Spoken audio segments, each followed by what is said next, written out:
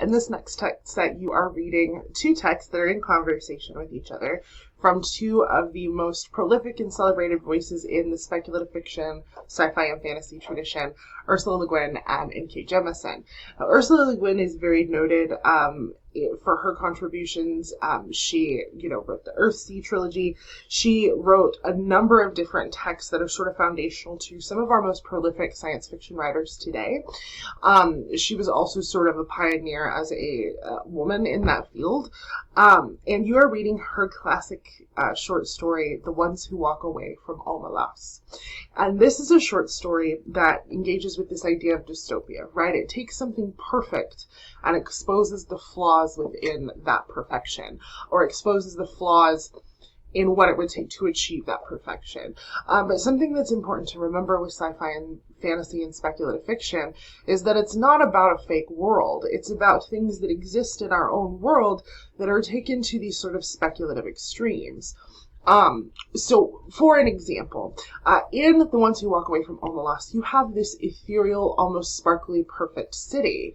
But you learn that in order for this city to be what it is, there is a certain amount of suffering that has to take place. And I won't spoil what that suffering is, but there is a certain degree of sacrifice that has to be made. And the question that that story is really asking is, what amount of suffering and sacrifice of another are we willing to tolerate for our own happiness? And in this story, it's extreme, right? It seems objectively, no, we would not tolerate that. No, we could not handle that. But when you transfer that into the real world and you start asking questions about, well, what would that look like in the real world? It gets more complicated, right? There are people who suffer in third world countries and sweatshops to produce products that we in the rest of the world then consume for our own happiness, knowing to some extent the price that happens there, but making the trade-off anyway. Nestle, for example, the company that makes the chocolate, they have been known to cause suffering in communities that need water in Africa.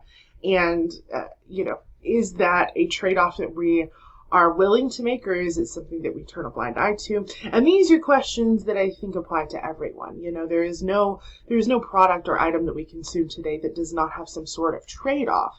But what that story is really asking you to look at is the amount of suffering that we're willing to exchange for any sort of goodness or happiness in our own world, in a very speculative science fiction sort of way.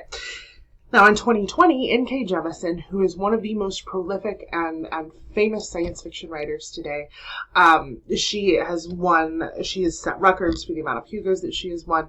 She wrote The Ones Who Stay and Fight. Now, if you'll remember, Le Guin's story is The Ones Who Walk Away from Omelas, and N.K. Jemisin's is The Ones Who Stay and Fight. So it's published in 2020, the most modern story that we are reading this semester. And you will get a sense for how that story, that intertextuality informs the story, right? N.K. Jemisin is using Le Guin's story to inform the meaning of her own, but you will also see from that story how these ideas have adapted to a different time period. The Ones Who Walk Away from Omelas was published in 1973, whereas The Ones Who Stay and Fight was published in 2020. And you might want to think about what was going on in the world in 2020. It was an election year. That was the year that George Floyd was killed. That was a year that there were all sorts of different changes going on in terms of politics, in terms of social issues, in terms of our public conversations about things. That was the year that the pandemic hit. The world was changing in 2020. And so thinking about the different ways that might have informed N.K. Jemisin's story is a great way to sense the intertextuality and the thematic implications behind these two stories.